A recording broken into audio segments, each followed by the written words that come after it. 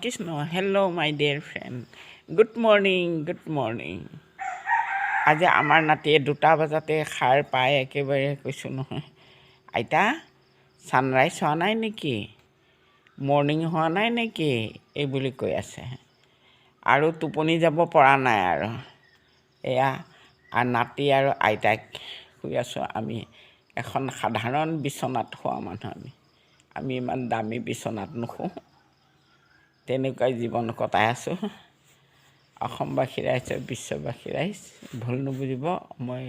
সঁচা কথাই কৈছোঁ আৰু মিছা কৈ লাভ নাই এইটো বয়সত আইতাক আৰু নাতিনীয়েক আমি এতিয়া শুই আছোঁ কিন্তু আজিতো উৰুকা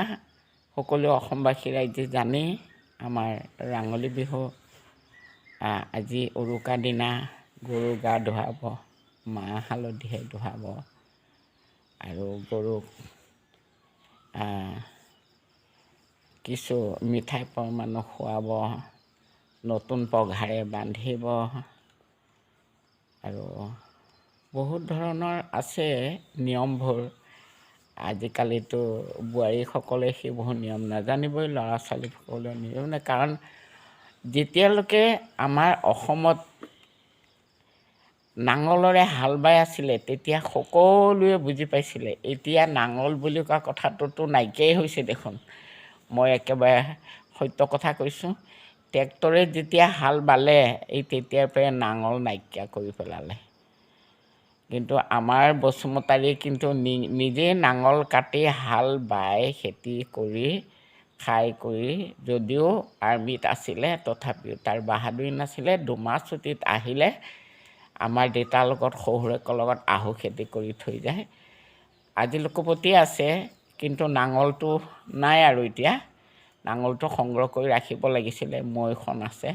আপোনালোকক দেখুৱাম হালধি পানী গা ধোৱা হ'ব গৰু গা ধোৱাৰ পিছতে আমাৰ ঘৰৰ ঘাই খুটা পদূলিমুখত দুৱাৰদলিত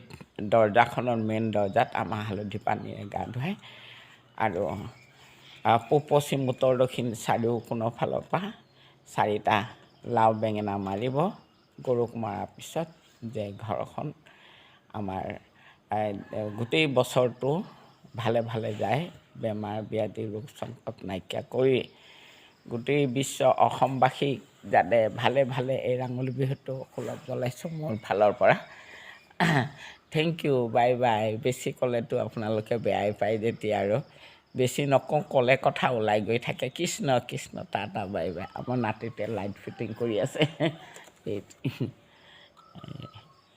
থেংক ইউ